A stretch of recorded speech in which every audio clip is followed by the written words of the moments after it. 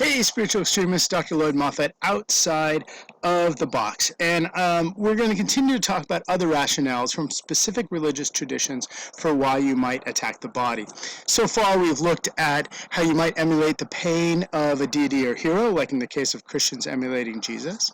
We've also seen how sometimes attacking the body is seen as penance for particular sins. Now we're going to look at how it can be seen as destroying or burning off karma. Now, this is specific to the Jain tradition. So let me give you a little background on the Jain tradition. Jainism was founded by Mahavira about the 6th century BCE, which makes him a contemporary with Siddhartha, who founded Buddhism and was later known, at least in American circles, as the Buddha.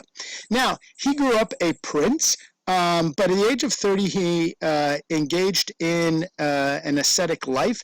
For 12 years, he was naked, fasting and punishing his body. And on the 13th year, he became known as the Great Hero. That's what Mahavira means, and became the contemporary founder of this era of Jainism, even though Jainism said there are 24 great heroes before him.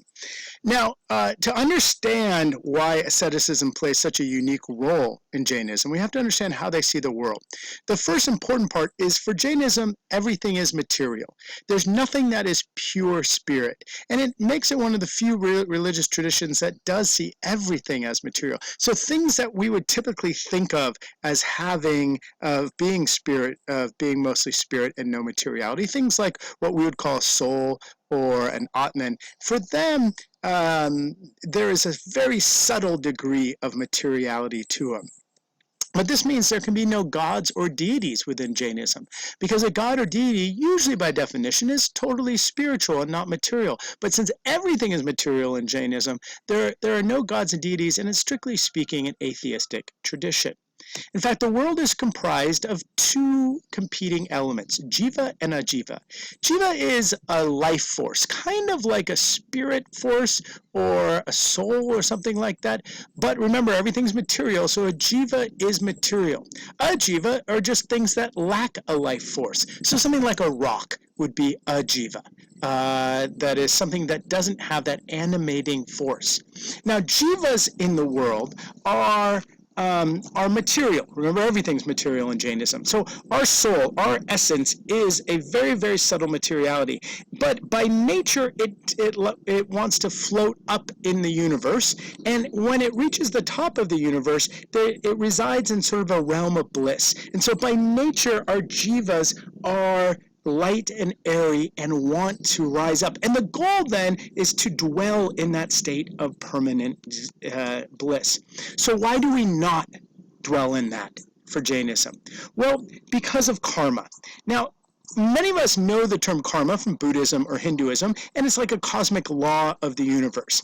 But karma operates differently in Jainism from Buddhism or Hinduism, because remember, everything is material. And so I like to call it karmic particles in Jainism, because they are the particles that latch on to our jivas and weigh us down. And so we can get karmic particles, one, by just being in contact with the jiva, just living in the world, we get these karmic particles attached to us because the jiva largely is karmic particles. But more importantly, we tend to get karmic particles from unjust actions.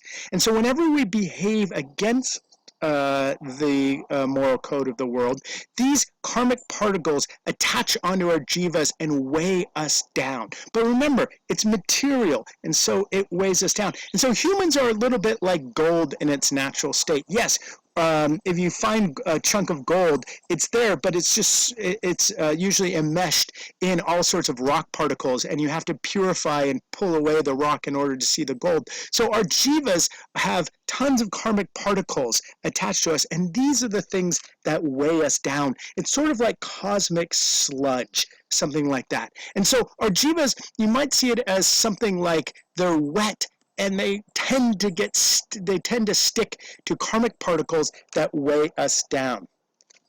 And so where does asceticism come in? Well, if you are dedicated to your faith, one of the first things you're going to do is try to avoid the introduction of karmic particles in your life, and this is where acting well.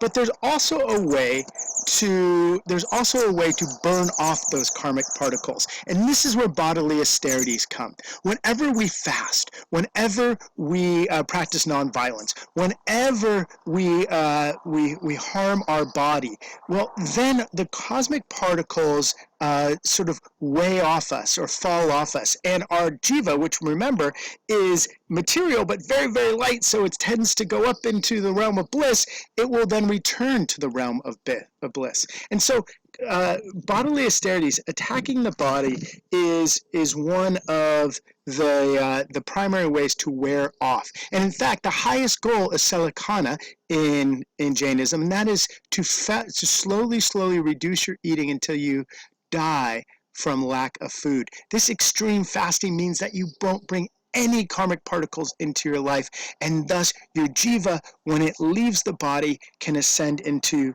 the highest bliss. So bodily austerities become a way in which humans can obtain their highest bliss. By fighting the body, you get rid of karmic particles.